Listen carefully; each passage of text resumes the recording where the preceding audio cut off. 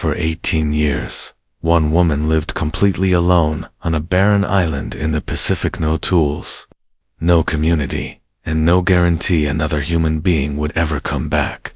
Left behind on San Nicolas Island in 1835, she endured unending wind, almost no fresh water, and the crushing quiet of total solitude. Storms wiped away signs of life. Years kept passing, and without realizing it, she became the last living member of her people. This is a true story of survival, not an escape story, not a rescue story, but a story about endurance, memory, and what it takes to stay human when the world has forgotten you exist. She would later be called Juana Maria.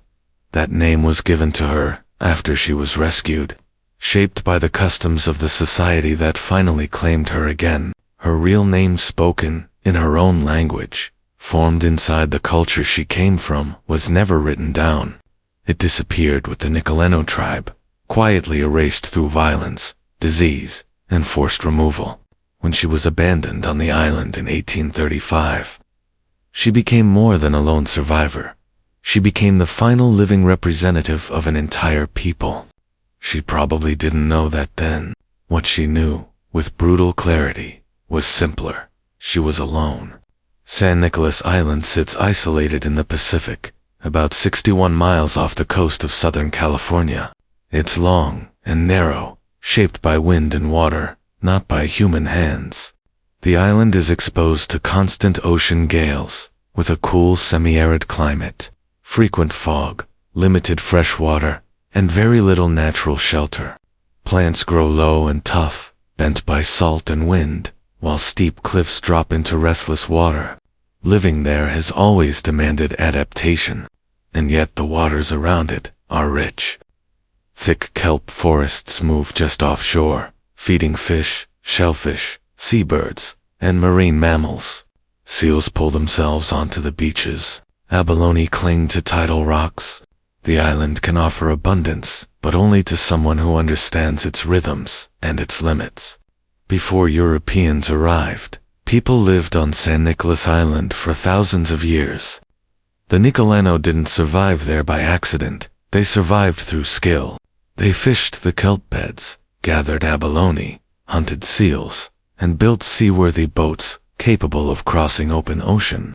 Their isolation had once protected them, but in the early 1800s that protection collapsed when Russian fur traders arrived with loot hunters, drawn by sea otter pelts worth huge sums in global markets. With them came violence and new diseases. In just a few decades, a balance that had held for centuries was shattered. By the 1830s, the Nicoleno population had fallen. The survivors were cornered, economically dependent, politically powerless, and increasingly exposed to danger. In 1835, Spanish Franciscan missionaries decided the remaining Nicoleno should be moved to the mainland. They claimed it was for protection and conversion, but what they carried out was careless. A single schooner came to San Nicolas Island to collect them. Accounts differ, but they all agree the removal was chaotic. A storm was coming, people argued. Everyone rushed to board with whatever they could carry, and when the ship finally sailed away, it left one person behind. Whether she was missed, whether she jumped back ashore at the last moment, whether she was searching for a missing child, no one can say for sure. Later tellings dramatized the moment, but historians generally agree the truth can't be recovered. What happened next is certain. When the schooner vanished beyond the horizon, the woman stood alone on the island. She may not have been completely alone at first. Some stories say she had a young son with her briefly, possibly, until he drowned, trying to cross rough water in a small canoe. If that happened, the loss would have been total, cutting away her final human bond. After that, there was no one left to speak her language, no one to share work, memory, or grief. The silence became complete. Staying alive under those conditions took more than luck. It took skill, close to mastery. Using the knowledge she had absorbed since childhood, she built shelters from what the island and ocean gave her. One shelter used the ribs of a massive whale likely stranded long before she ever needed it. She packed the frame with driftwood, grasses, and earth. She built other shelters, 2 lighter ones she could move, designed around the seasons. She placed them with care. Wind, direction, exposure, and access to food all mattered. She made clothing out of bird feathers and sealskins, stitching everything carefully with sinew. Sewing without metal needles is slow and punishing. A mistake wastes precious material. Stone tools must be reshaped again and again. Bone needles break. Everything wears out, and everything must be remade by hand. Archaeological evidence later confirmed how careful and intelligent her work was. These weren't frantic makeshifts. They were exact solutions, improved over time. Her food came from both sea and land. She gathered shellfish, caught fish, hunted birds, and took seals when she could. She dried meat in the wind to preserve it. She timed her harvesting to tides and seasons. Fresh water was scarce, so she collected rainwater in natural rock basins or stored it in containers she made from whatever was available. Through repetition and attention, she learned precisely what she needed and what she could never afford to waste. The labor never stopped, but the deeper danger may have been mental. Total isolation is a pressure most people never experience. Without other voices, without shared language, without social feedback, the mind can collapse inward. In many recorded cases of extreme solitude, people break through hallucination, despair, or madness. She did not. Evidence suggests she sang often songs from her people held only in memory. She spoke aloud, maybe to animals, maybe to spirits, maybe to herself. She marked time using carved sticks, or small notations, tiny ways of forcing structure onto a life the rest of the world no longer recognized. These weren't signs of losing herself. They were techniques for staying herself, ways to hold identity when no one else could mirror it back. Years kept moving. Storms hit. Bones bleached in the sun. Shelters were rebuilt. Tools improved. Seasons repeated, over and over. No ship came for her. No rescue party arrived. No passing vessel changed course. Meanwhile, on the mainland, the Nicoleno who had been relocated died from disease within a few years. Without knowing it, the woman became the last living archive of their language, their stories, their world. In 1853, almost 20 years after she was left behind, Captain George Nadver, a sea otter hunter working the California coast, heard rumors that someone might still be living on San Nicolas Island. The reports were unclear, but they wouldn't disappear. Curious, he put together an expedition. When his men landed, they found signs of life, shelters, tools, food remains, but no person. Only on the last night did they finally see her. She had been watching them, silent, wary, and careful. When she came forward, she carried roasted wild onions. It was a gift, a message that didn't need translation. They could barely communicate. No one spoke her language. She spoke none of theirs. Still, understanding passed between them. She sang a song that one crew member later remembered and loosely interpreted as contentment as readiness. After 18 years alone, she chose to leave. They brought her to Santa Barbara, into a world louder and more crowded than anything she had lived in for nearly 2 decades.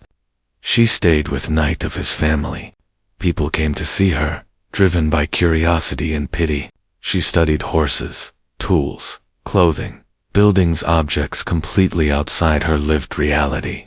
Most accounts say she was curious, without fear. Without bitterness. She didn't describe suffering. She didn't perform trauma. But her body couldn't hold. Within weeks, she became sick. After years on a narrow, protein-heavy diet, her system couldn't handle the new foods she was given.